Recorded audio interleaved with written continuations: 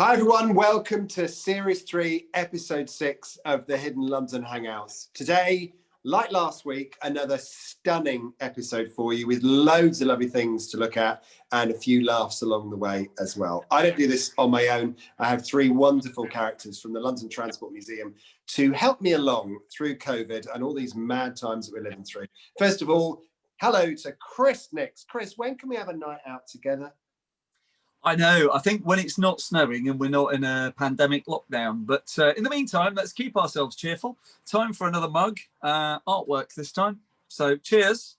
Keeping it real, as always, is our Mr. Nick. Siddy, I want a night out with you. Oh my gosh, don't even. I'm desperate for that. I feel like I'm probably I feel like I've lost my ability to dance. I think I'm just gonna be like a wooden board on the dance floor when we finally get to boogie all together.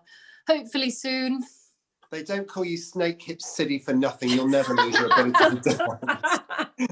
It's all good. And of course, yes. Laura Hilton Brown is with us as well. Laura, I can't wait for another port night with you, because when we go out on port nights, the headaches the next day. It's actually dangerous, isn't it? But I feel like we could do an epic episode just on the mug collection that the four of us have. But I'm sporting this little birdie today, which is a little bit of a nod towards something later in the show. Are you cold there, Alex? Do you know, I am actually, because in the UK now, we've got snow, not as bad as the American snow. Hello to everyone in America. It's freezing. So I have got my radiator, but I've also got my hot water bottle with maquette cover that I made, keeping me warm tonight. It is that cold. Now, back in September, we were over at the London Transport Museum's Acton Depot, and we were there for something completely different. But while we were there, we got the camera out and we filmed something really rather special. Okay, so this is the artwork store, obviously the framing department, and then there's this. This is lovely, beautiful green tiles. What is it all about? Yeah, this is a poster that depicts some of those green tiles that we just saw that are typical of a Leslie Green station. And it's a promotional poster that is featuring that very recognisable background. Isn't it gorgeous? Because I mean, just like the original tiles, there's all of the different greens in every tile. It's beautifully done. Yeah, you're absolutely right. I think it's one of the things which sometimes when you see tiles on the underground depicted in illustration, they can be very flat looking, but the real things, as you've just said, are highly shaded and nuanced. Nice. But again, this is the poster, but that's the artwork. The original artwork. And you remember we were told the colour purple is a nod to the suffragettes.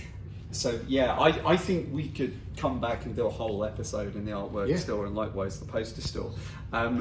You've also, it's not just the purple, you've also got the green. So that's the original artwork, and actually this is staged up to give purple, green and white. That one. Which are And are these all people going out in the city for entertainment, night out, adventure? Yeah, top hats are on in the main, although there is a flat cap and a whippet. They're going out to get pickled. Out. Out. They're going out. It's going to be fantastic. Lovely. Night on the tiles, like that. That's what they're going Yes. for. Where should we go next then? Okay, well I think we should go and have a look at the physical lockups of the tiles. Nice work. Okay, super. Let's do it. I mean, a couple of things to note from that film. First of all, I'm not sure what I was doing at the very beginning of it, where I was clearly wiping my nose on my arm. But also, we all had suntans, just to show how long ago it was. I also had Now we just look pasty and sad. We are a completely different group of people now after lockdown 3. But we did say we would go back to the art store, and that's what we're doing today, because this is another one of those secret rooms at LT Museum's Acton Depot. Very few people go in. It's very ordered. The temperature is very calm and cool to make sure nothing gets ruined. And everything is beautifully ordered, a bit like Chris Nix's allotment shed, actually. Now, Chris, what is the difference between the poster store and the art store at the museum depot? Because there are two massive, great rooms that are very clearly separated by double doors. There are. We've obviously done posters in season 2, and the poster is really the finished product. It's the ultimate artwork. But each of those posters started with a piece of raw artwork. And for some of our posters, we have that original artwork, which was then turned into a poster. What we tend to do is we collect artworks which are particularly notable, or ones which help understand that process of how a poster is created. Because the artwork is just the first step. It has to then go through a process to be able to be printed in large numbers, so the artist doesn't have to sit there and hand paint or draw however many thousand copies are needed across the network. So that's why we have them separate. They are two ends of a process, the beginning and the end, and it's generally considered that the poster is the ultimate artwork because it's the finished product. And that's why we don't have a comprehensive collection of the artworks for everything, because it's actually the posters that we're interested in having primarily.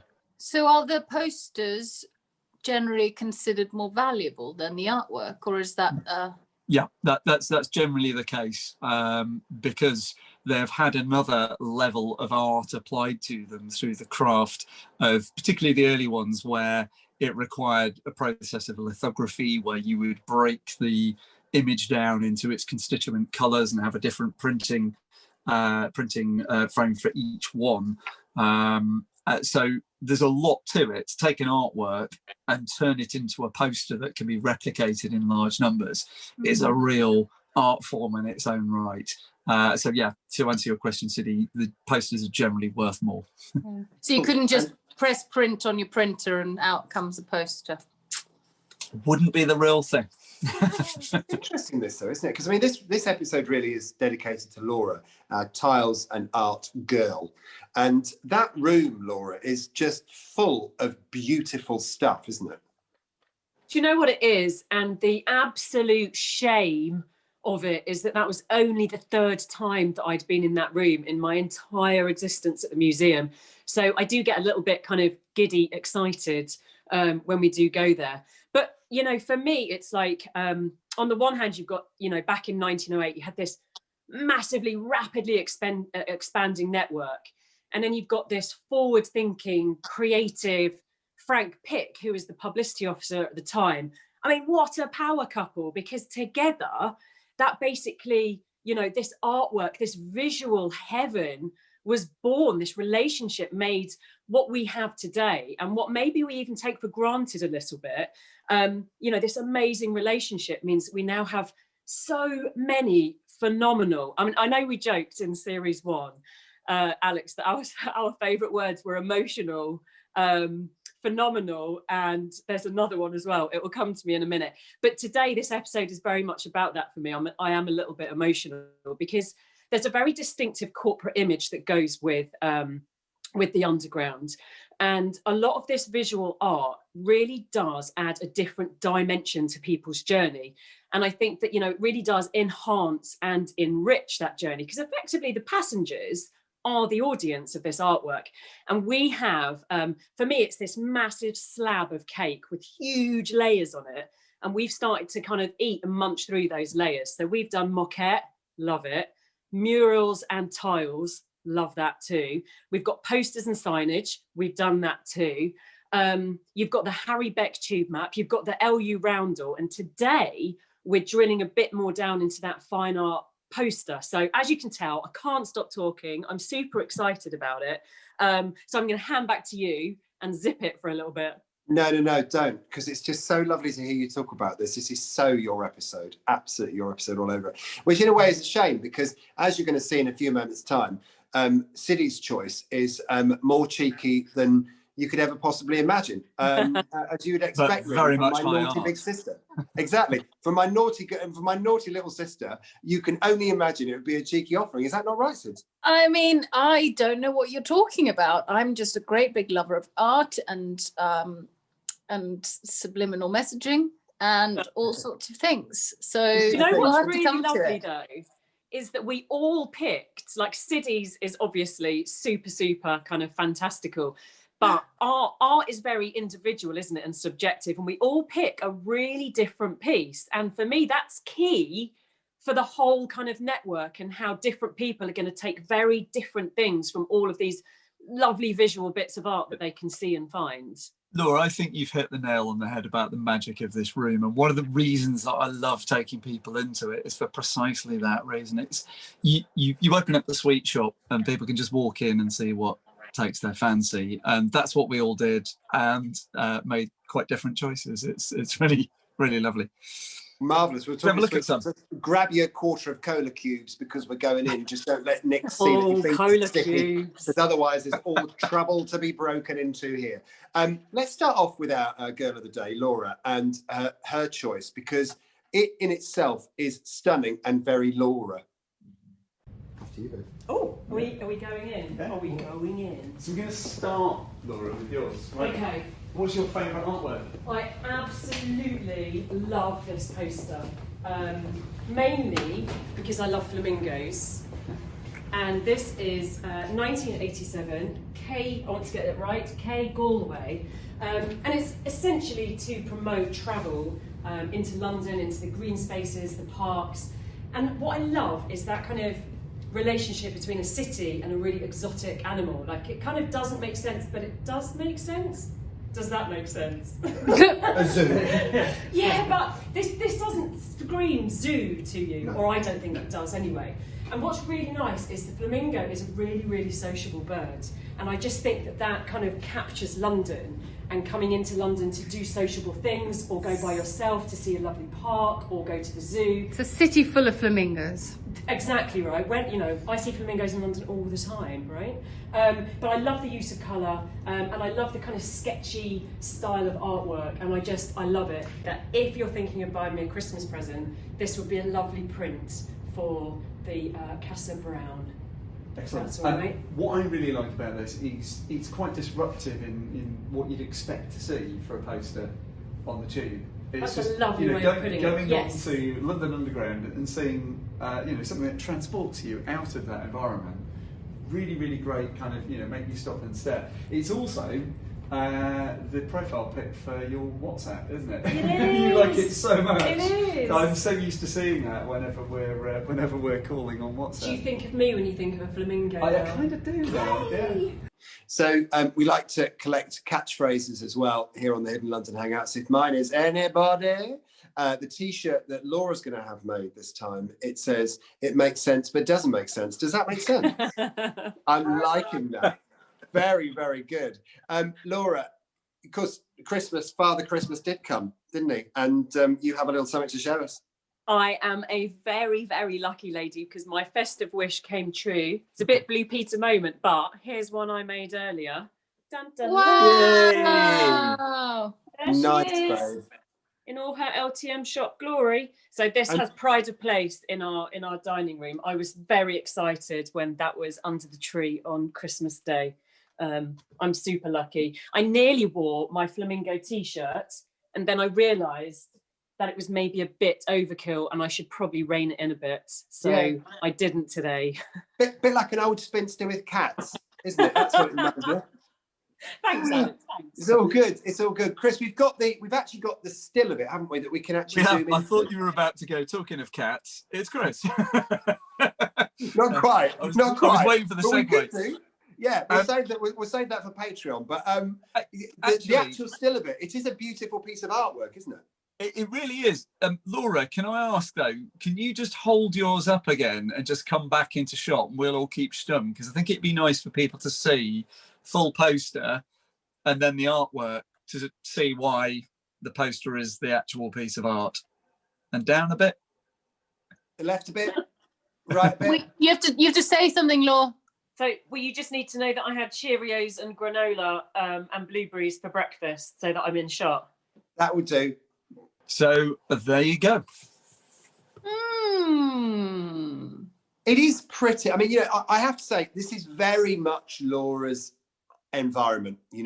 For me, as we will see, art is sometimes a little bit lost on me, but even I can see how beautiful those colours are, aren't they, Sids? Yeah, they're very ethereal, aren't they? They're very sort of fleeting. I love the blue and the green, just how they pop up against the contrast of the sort of the subtle pastel pink of the flamingos themselves. As you can hear, I am a bit of a connoisseur, clearly. I was going to say, you need some semi-lunar glasses. That's what you need, some semi-lunars. And Laura, the thing that really struck me about what you were saying earlier was that I'd never really put two and two together and thought of the London Underground as effectively a big art gallery. I know, and what's really lovely about this poster as well is, can you see the really delicate reflections of the flamingos in the water, which is a very, very similar kind of blue and purple to the flowers at the bottom as well. I love that kind of use of watercolor, and just the artwork for me is just so lovely in this one. But you're right. Laura, you can put your thing down. I can't see you. I can see the flamingos. I just can't see my lovely Laura. I thought you wanted the poster in shot. It looks like Laura's been buried under a mountain of poster art. I thought you wanted Laura. I thought you wanted this poster in shot with. We want you as well. It was nice, and you have fulfilled that now. Thank you. That was so good. But sometimes there's a brief and I don't fully understand it. Hey? Oh, love it! I absolutely love it. It's so pretty. So that is Laura's choice of artwork, which is just gorgeous, very pretty. As I say, we're doing the art department today. It's like art lessons for you on the London Underground. Next up, in case you wondered, Sydney is a very naughty, playful character, just like me. And we were initially quite surprised by her choice. As time's gone on, I suddenly realised I shouldn't have been surprised at all. What do you mean? Seemed like a very logical choice to me, to be honest. Exceptionally high art. My favourite one is actually just there, and you do call me a unicorn often. It's So true. we've got a theme here, and Let's convert camera. Hang on. sorry. I like this post. Well, I love this artwork so much because I just love the fantastical nature of it, the mythology. You've got sort of not centaurs, what they're called again? Unicorns? No, the What ones. What are centaurs, but not centaurs? You know, the goat version that's in Hercules. Okay, I'm gonna start again. Yeah. I'm just thinking of Mr. Tumnus in Narnia. Narnia. Fawn. Yeah, is it a fawn? Maybe. Okay. I'm just going to zoom in on what you're talking about. So, I'm assuming it's this character here. Yeah, so I'm just going to start again. So I love this artwork because I just love the mythology of it. All of these lovely naked ladies, I think, having a blast, and just on a carousel. I love all of like the little mythological creatures here. I've got the unicorn, which of course I'm an Icelandic unicorn, right? No, and I don't know. I think it's amazing, and there's just something kind of spicy about it. It is very fantastical, isn't it? And this was by Anna Katrina Zinkaisen in 1935. This one's also by Zinkaisen, is it? No, that's not one. Yeah, it's by a sister. That's and right. It's quite nice to see that. You can almost tell that the girls were society ladies, that they were out and about, you know, on the town, and they saw lots of different people. So like me, high society ladies who like to drink. And not us, not us. Totally not us. But it's really nice to see a panel pair. Sorry, a pair of posters. Rather, they were designed to sit next to each other when they were displayed at stations. So it's great to have the originals and see them displayed like that. Yeah, great choice, ladies. There we go. Who's next? Can I just say? So, Chris, thanks for doing everything that I don't now have to do. Loved it. Sids, it was all yours, wasn't it? I love it. You know, I love a carousel. I love mythical animals. I love fairy looking, you know, lovely ladies that look like they're sort of shrouded in glittery fabric. Cockerels. You love a cockerel? Love all creatures of the animal kingdom. I don't know. So I'll have to explain. Chris kind of came up with this nickname of mine, the Icelandic unicorn, many years ago. It was partially because it's quite rare to meet an Icelandic person because we're not that many of us around, but also because about 5 or 6 years ago, I had an accident where I accidentally lit my hair on fire. And as it grew out in a little tuft, like a little unicorn horn, for about 6 or 7 months. And I couldn't comb it down or anything. So it looked a bit rubbish for some time. So that's the reason behind the nickname. But I just like it. I think it's, there's a magical quality to it. And if it was around the network and I happened to walk past it, it would certainly catch my eye. Oh God, guaranteed of that. Yeah. Laura, it's not every day you see a woman riding a cockerel, is it? It's not, but I think this poster is the ability to capture the kind of fun and fantastical element is really lovely. And the use of colour, it's very bold. And I think that it's a lovely pair of posters, and I had not seen them before this was Siddy's choice. That was a first, and so I don't know a huge amount about them, but I think Siddy is right. It would absolutely catch your eye. I think everybody would have a little side glance at this as they walked around the network. Totally. And Chris, is there a particular part of that poster that you like? Well, I think the fact that they were designed to work in this way as 2 separate pieces of artwork, but displayed together, is what really makes it work, because it extends the canvas effectively. And what you've got is this carousel full of fantasy going on. It's really unusual to see a poster on a transport network like that at that time in the mid-30s. And it's so free in artistic expression, and it's no small wonder therefore that it was one of the 4 alternative covers of the book for the exhibition Poster Girls, which we put on at the museum. And the Zinkaisen sisters were a really superb example of female artists who brought that freedom and creativity to that period of poster art on London's transport network. And I also just kind of love that this has kind of not really got anything to do with transport, you know, it's just a kind of fantastical, slightly mythological image that, you know, it's not of a train or a platform or, you know, anywhere you can reach by the tube. It's just this kind of myriad of characters filled with joy. Was it used to advertise something? It's just part of that period where then London Transport isn't bound in that way with its poster artwork. Sometimes it is art for art's sake. So the mainline railways would put art on there to very functionally say, go and visit this seaside resort and use our trains to do it. Whereas London Transport had long since moved beyond that and would just put good artwork up for the sake of it. And Anna Zinkaisen and her sister Doris, Anna was the one who painted this. She tended to paint for London Transport, whereas her sister Doris would do work more for the mainline railways. But they were both, you know, fabulously well connected on the art scene. They both studied at Harrow School of Art, the Royal Academy schools as well. So these were, you know, 2 really sought after artists who knew what they were doing and have been given free rein here to do an amazing piece of work. I wonder which of Anna or Doris thought they had the better name. Ooh. You have to transport yourself back to the 20s and 30s, I guess, to answer that one. Doris Zinkaisen. I think if I was a Doris, I would, in the 1930s, I would be very happy being a Doris. Meanwhile, if I was a Doris in the noughties, I may be a little bit less happy being a Doris. I don't know. I think it might be coming back, Alex. I mean, I reckon so. The idea that anyone would call me Doris is worrying me anyway. Yeah, well, you know, it's like there are some names that kind of have a comeback. We were like Doris or Betty. Betty is coming back.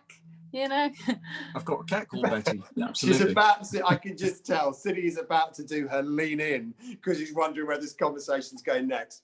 I'm going to disappoint you now, Laura, because my choice is less about art, more about fact, and it very, very much rings to the fact that my degree was in geography.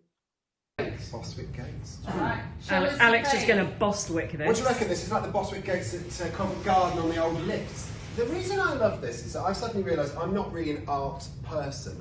Think of me as a Philistine if you wish, but I actually prefer maps. And this is kind of like the bit in between, because as Chris said earlier, this is a part of London where when the tube arrived, this is what it was going to cost you to live there in terms of rates, gas, water and electricity. And there was just something rather wonderful about this being a massive estate agent's window for London in a tube station. It's really, really remarkable. Beautifully done as well as artwork. It's not subtle, is it? You can see that all this attractive countryside, which of course was about to be built on, and them advertising the rates, that, you know, basically the cost of living in that area. I also really share a passion for this one, Alex, because it shows the last two places that I live. I used to live just down here in Kew, opposite the park, and now I live somewhere else in northwest London. So it effectively is how the underground suburbanised and therefore destroyed the. I was going to say, look how much greenery there was then versus how little there will be by comparison now. That's 1912, and of course in the 20s and 30s, just turned into suburbia. But a beautiful piece of art, and I really love it. And of course, then I'm really, really at home with the other maps, which is still here. I don't feel I've lost out completely here, but that one, I really like that. Yes, we've just done the same thing here. This, just as a little bonus, if you remember the Piccadilly Circus episode, this is the by mural. Stephen Bone, and this is the only colour version of the frieze that used to be over the escalators at Piccadilly Circus. So when it reopened, it was, it was really themed on the fact that Piccadilly Circus was the heart of London, which was the heart of the empire. So there we've got the empire. I'd forgotten that was there. It was interesting. We both did the same thing. Just go, oh, know what that is? Yeah, it's so small compared to the little thing. Now you do. I love this. And Chris, are you going to tell us what your favourite is? I will. Yes, mine is hidden away in a drawer. Where's it going? I'm going here. Oh. You're going down there. Now, one of my favourite artists is Andre Marty. I've got quite a lot of his work. I think I showed it in my allotment shed above the maquette seat in last week's episode. Where you sit and have your coffee. But yeah, that's right. And this is one of four. It's the artwork for one of four posters which I have in the hallway. Not at this size, I hasten to add. And these were advertising the Underground, the bus, tram and trolleybus, I think if I remember correctly, and they were designed to sit there as a four next to each other on stations. And it's just, again, we were talking about the poppiness of the colours on posters when you use the right poster paint. This has got a combination of that. It's got quite vivid colour down here, but then Marty kind of specialised in these much more muted colours, and he was a really celebrated artist, did a lot of work for Vogue, was in very high demand, and therefore could charge accordingly. So he was a really top-end artist, a bit like Hassel. He was brought in top of his game. Something kind of Japanese about this.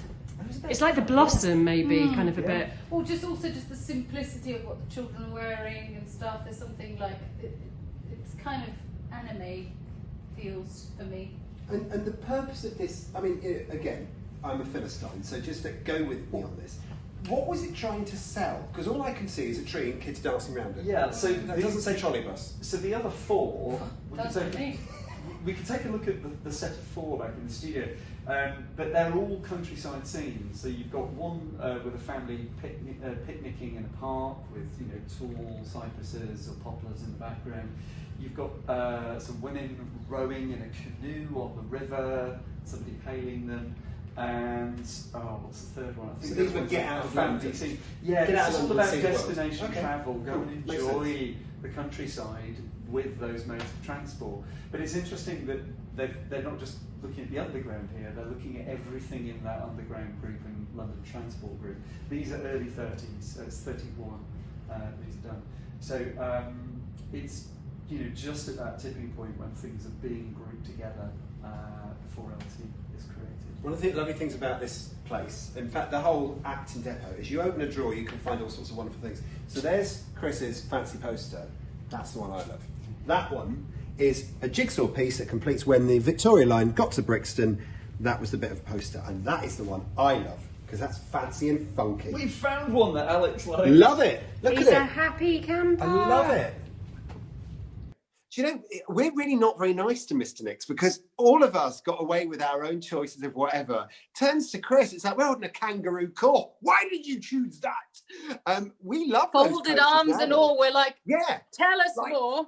Yeah, exactly. Pearl necklaces being shuffled as we speak. Mr. Nix, a lovely choice. Well, thank you, Alex.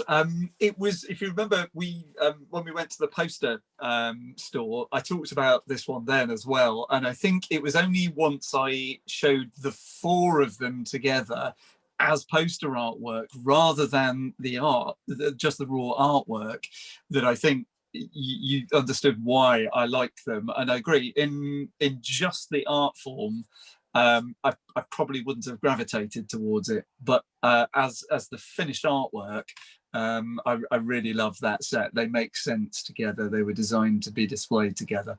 And the thing about it is, Laura, and I'm sure you'd agree with this, that when you look at the one that Chris chose, it's only during the series of the Hidden London Hangouts that we've all grown to love those posters because they're a set. And it's a bit like that, the merry-go-round that we saw earlier, where on their own, they look they're all right, but together they look fantastic, don't they?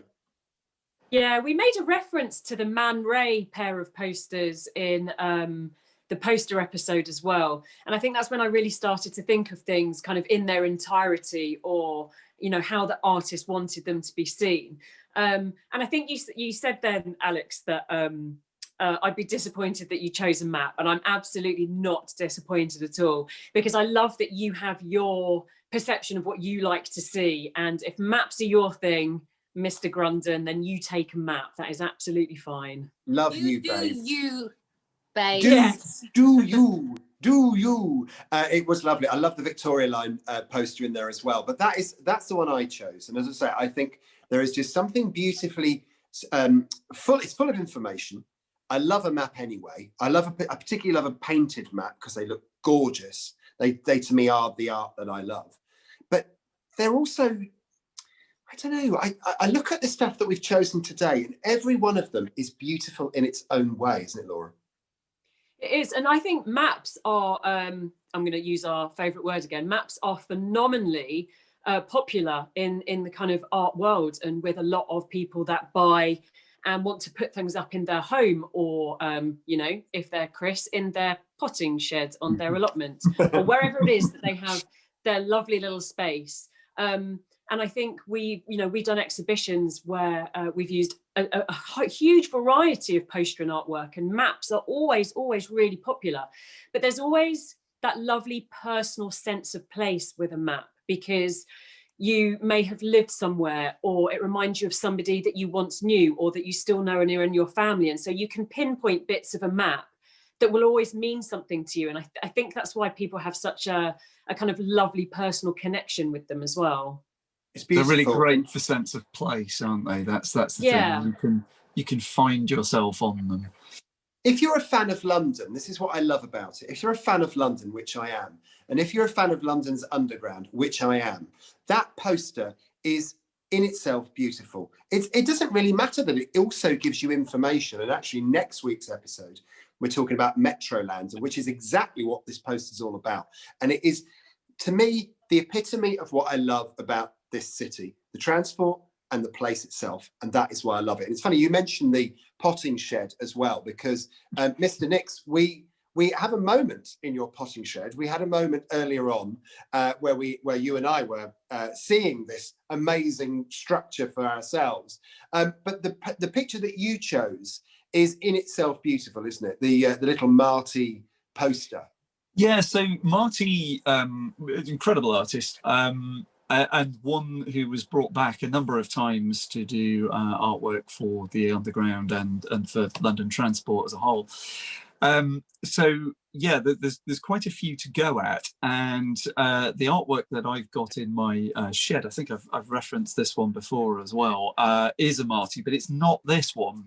But you will see that the characters that Marty created get used throughout the series of posters that he did. So if we move on from the cherry blossom one, here's artwork that you did for Crocus Time, simply advertising travelling to somewhere that has crocuses by underground. That's all this advert is. This poster is intended to advertise. Travel by tube, go see the crocuses. Beautiful though, and that is the one I think that you've got hanging up in your shed, haven't you? Well, it's actually advertising a different time, my one. I'll show you that one in a second, but what do we think of that one? I think it's lovely. I think Does it one of make the... any... Oh, sorry, Sid. No, go for it. No, carry on, sorry. No, I was just going to say, what I like about his stuff is that he manages to incorporate real kind of movement, as in like you can kind of feel the wind in, you know, their hairs or their, you know what I mean? They're sort of gives a really nice atmosphere, especially in the one where they're dancing around the tree. I was going to say something very, very similar actually, Siddy, in that did it make anybody else, you know, that smell of cut grass in the spring? I absolutely love it. I mean, I suffer with hay fever, so, you know, it's not great, but I absolutely love, but it's that kind of, a new season is approaching, and it's the cool grass underneath your feet. You know, those blossoms are starting to come out, and you know that the days are going to get longer. There's going to be more light, so you can kind of exactly what you were saying, Sidney. That the picture just takes you to that moment, even though it's super simplistic. There's not a huge amount of colour that's used in these, and there's very little background in this one and in the previous one that Chris chose as well. But it's like it doesn't need to be, because there's enough in it just to take you and transport you to that moment in time. Totally. And it's crocus time there, Chris. I was just looking at that. It's crocus time there. What time is it in your shed? Well, it's blowing.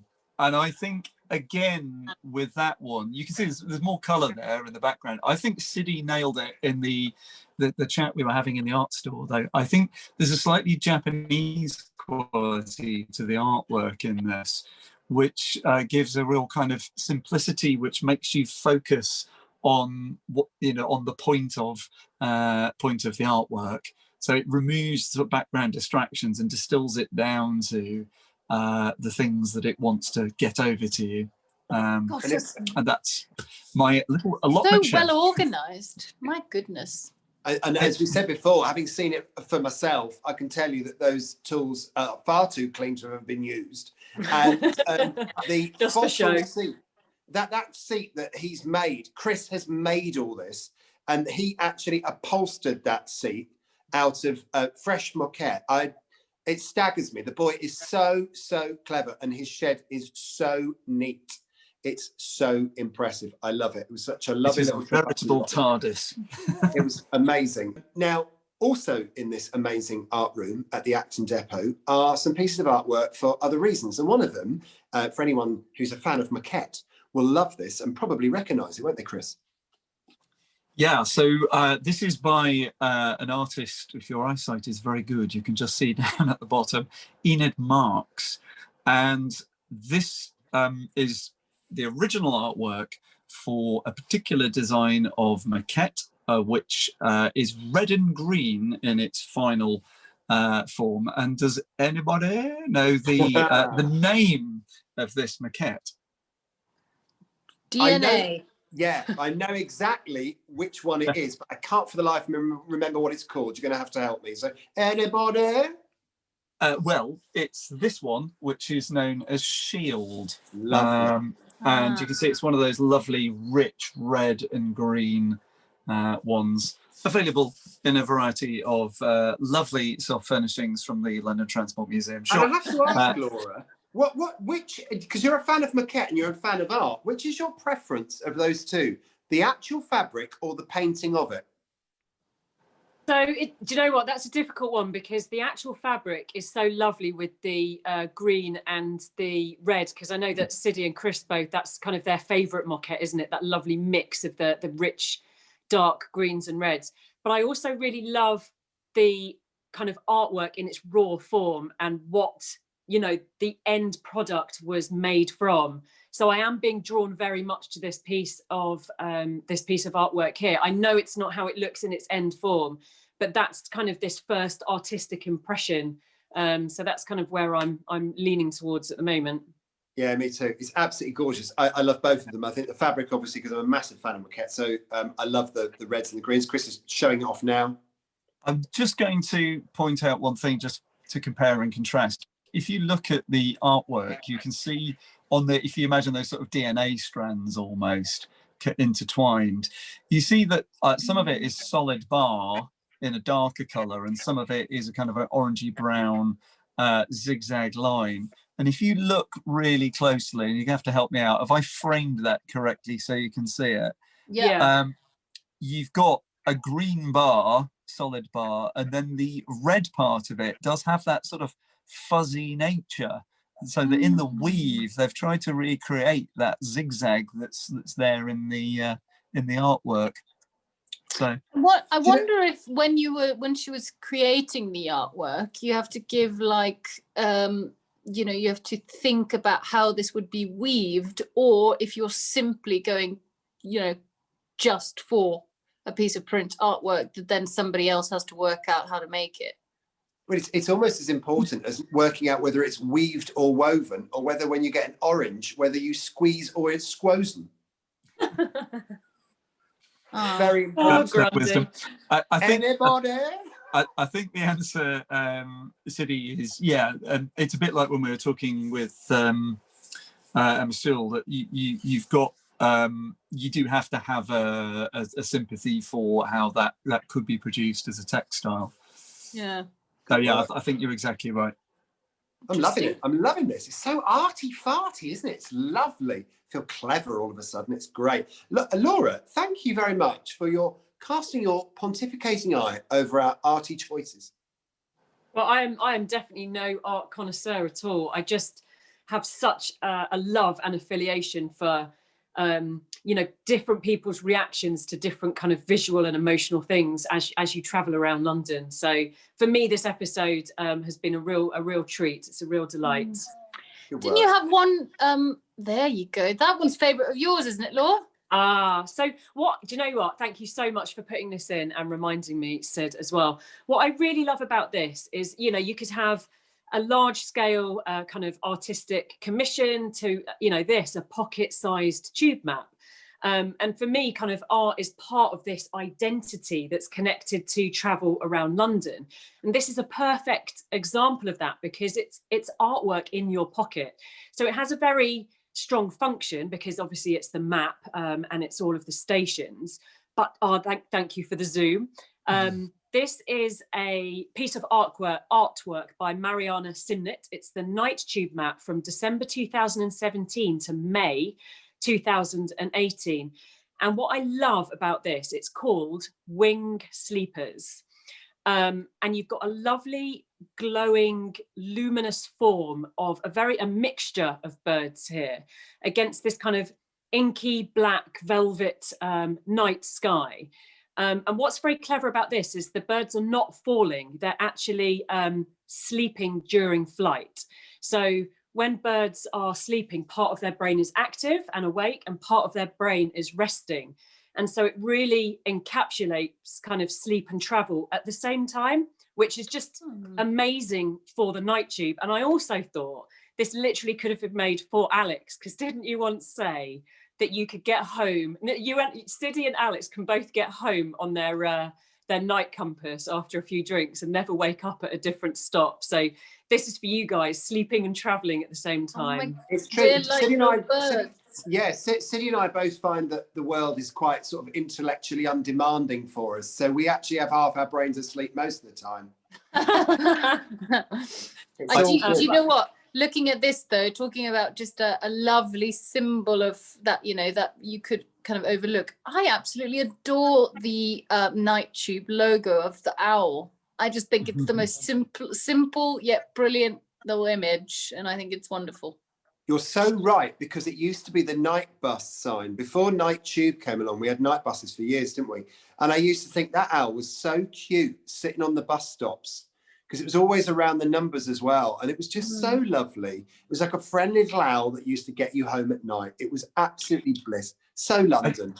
I think one of the lovely things about this, I mean, this was commissioned by Art on the Underground, and we were talking earlier about the piece of artwork that City had chosen by Anna Zinkaisen, and that question about, was it there to directly promote anything, or was it there just to be a lovely piece of artwork and brighten up the station?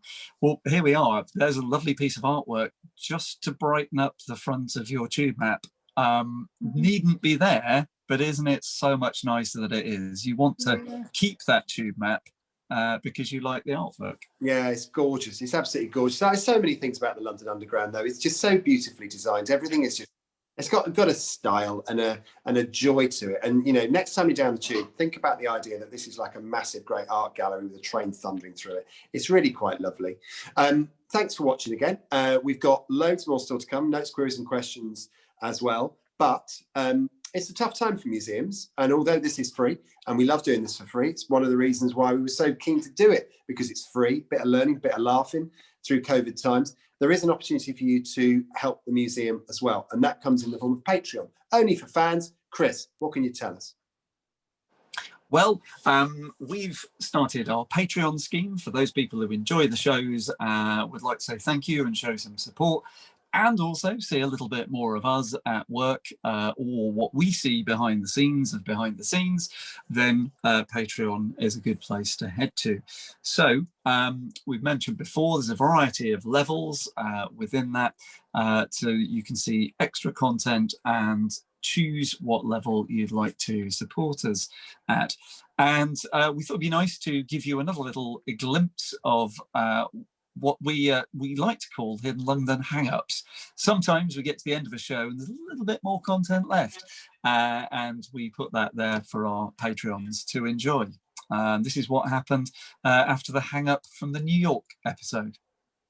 Hello, Patreons. Welcome aboard. This has got to come off because I just can't wear this clip tie any longer. I'm surprised you're having trouble getting the tie off. I'd assumed that was Weekend Costume Attire and that was on with Velcro, but anyway. I can remember flying first class to Tel Aviv. How do you accidentally get on a plane to the wrong country? I thought you'd been strapped in the seat by cabin crew. I want to see original tile work. I want to see the original mosaics because they're beautiful. Look at that there. You say a station name and they know it in so much detail. City has leaned in at this point because she's wondering what I'm going to say next. That's excellent. And have you enjoyed it? Would you come back and join us again? No, terrible. Never come again. There you go. You see, we have a bit of a laugh along the way as well. All good fun. So there you go. All the details are on Patreon. So sign up for that and get some extra fabulous stuff. Notes, queries and questions, as always. All the stuff that you send us, we love. We're so grateful of the correspondence from you. Philip Crocker says, these episodes are so good. I'm going back to watch all the rest, keeping up with series 3. Keep up the great work. Alex McKenna says it would be really interesting to see photographs of the original Tottenham Court Road station, which I suppose was where Centre Point now is, called Oxford Street, with green tiles. I'm sure we could do a bit of a look at Oxford Street station, couldn't we, Siddy? Yeah, I actually, funnily enough, I saw some images the other day of the original Oxford Street station as I was crawling. So we had a night I don't know, through the IMS, our internal server the other day, and I saw some. So you may just get your wish, sir. Lovely stuff. I'd be well up for that. All the stations that we know and love, or love to hate, they're all there on the system. Graham Robbins says, thanks for another superb episode. I've now put Oxford Circus on my list of stations to have another look at when lockdown ends. Jim Darrell says, Chris, you'll be happy to know that I'm all caught up now with all episodes. Well done, Jim. Looking forward, as always, to the next one. I know I've said it before, but I can't begin to thank you all for doing this. It's especially meaningful to those of us stuck here on the other side of the pond, not knowing when we're going to be able to finally get back to London. So we're really, really glad that we can give this to you. Janet Fryer says, I love the Hidden London Hangouts and all the information about the everyday stuff like the tiles, the signs, the typefaces, the architecture, posters and maquette, behind which is so much design detail, which we showed you today as well. Here we go with my own contribution to the design gloriousness via a pic of my bathroom mirror. I mean, look. It's We've not got just the tubes mirror, around is it? and we've got the roundel on the lav. And you've got it fabulous. on the little tin beside And the it. bin, on the bin down there as well. I've got She's to gone ask- tube crazy. I understand, right, so underneath that toilet roll, there is a tube map toilet brush holder, but I'm a little bit worried. Is that a cake tin underneath it? I know, that's what I just said. Did you? I missed it. I'm sorry. Yeah, I was like, In what's case you that need a snack on the tin? toilet. But then Alex said bin. Time to move on. Maybe it's for bath Paddy. salts. Maybe it's for bath salts. Yeah, in case you get taken short, you want a bit of cake in the loo. I think Right. I need some more kudos for the mirror, guys. The mirror It's is fabulous epic. work, isn't it? It's that mirror? glorious stuff. Paddy Gorgeous. says, well, he actually says, hi, big boy, I'm loving that one.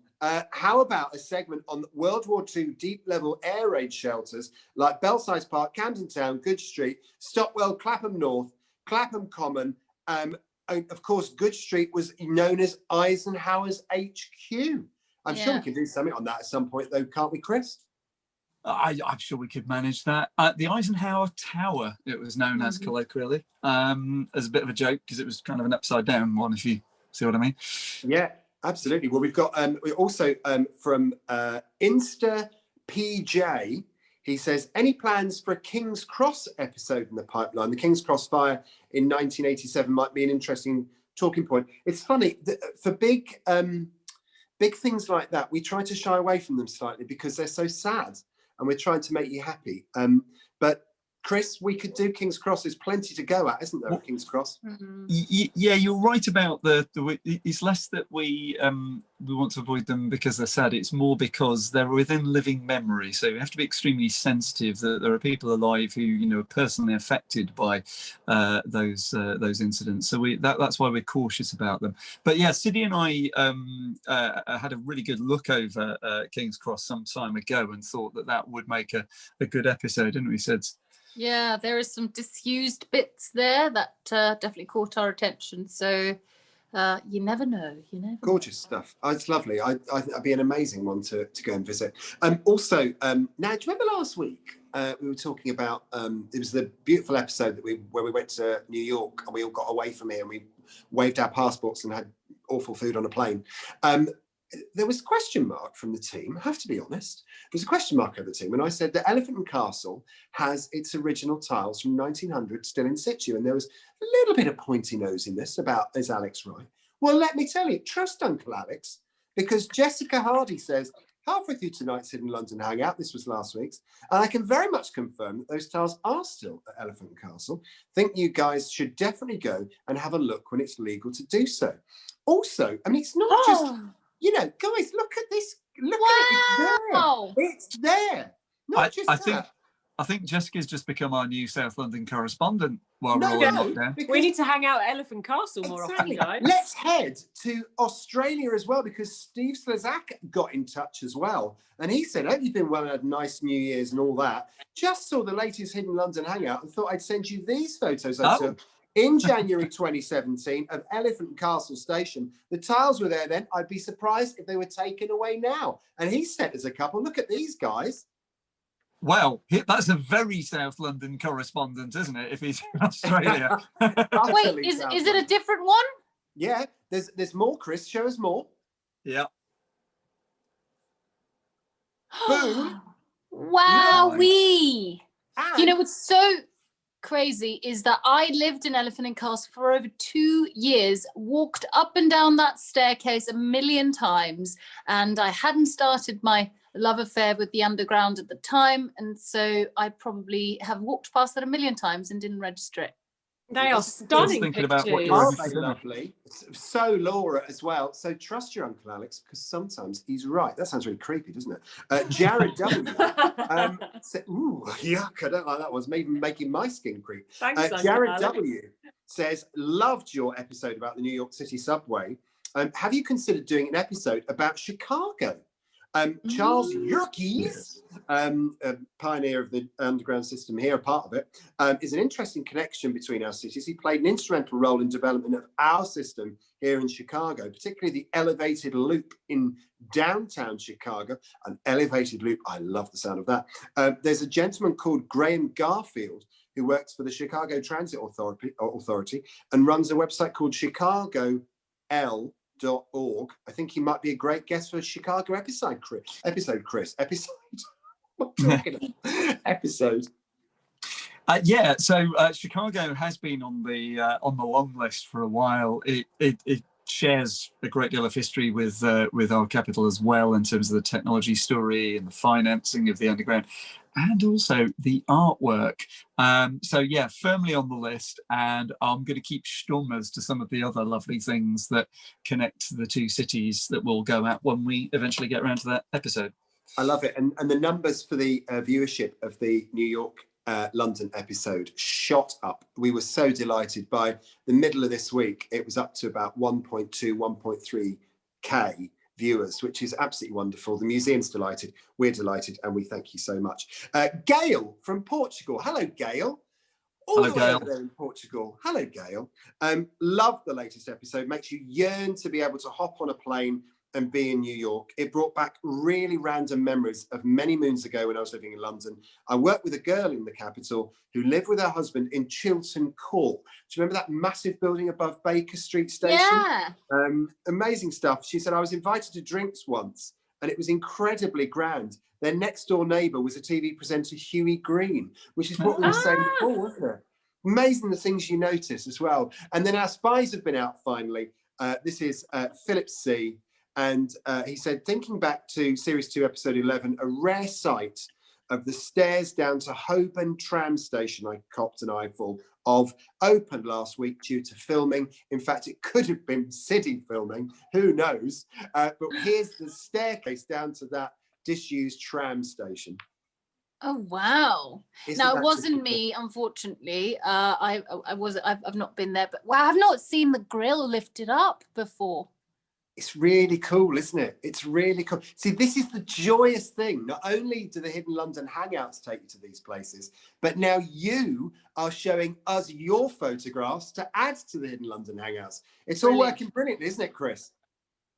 Absolutely. It's great to have our correspondents out there and bringing stuff back to the mothership for everybody to enjoy. So thank you for that one. So chuffed. And if you're just around the corner, by the way, if you like Holborn and the tram stop, tickets go on sale for the virtual tours for Aldwych as well. Laura, your favourite stop?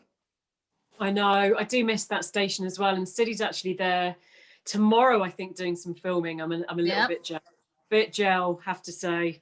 I love it. It's the one station that I've still not been to with you guys, honestly. It's the one that you're bang on about. Then you must go on the virtual tour, Alex. You can enjoy it in lockdown. Down there with you guys. I want to be down there. I want to be spending time actually being within proximity of you. We do it all through Zoom. I want to see you guys. How we started the episode this week with let's have a party, please. Thank you all for watching as always. Laura, thank you so much. No, thank you, guys. This has been such a gem of an episode. I love trains, I love vehicles, I love the track and the platform, but this for me is my little kind of cherry on top of the cake. So thank you. It's been really good. Siddy, thank you as always for introducing me to a woman riding on a cockerel. Thank you so much. It's been a joyous ride on the carousel of art for me this week. Oh, nice, even poetic. And Chris Nix, thank you, just because you're just brilliant at everything, really. Well, thank you, Alex. As far as I'm concerned, you're all stunning artworks, and it's been great to share another episode with you. It's lovely. I think this artwork's been touched up quite a lot, but thank you very much indeed. So if you want to get involved with us, Instagram, it's Chris Nix, Siddy Holloway, Hidden London Law, me, Alex Grundon, and also at LT Museum. On YouTube, you've found us, so thank you very much, but also subscribe, like, and comment down below. DM us on Instagram as well if you've got a particular question about the transport network that we all know and love. And come and find us on Patreon because, if you think this is fun, wait till you get over there. Have yourself a great day and stay safe.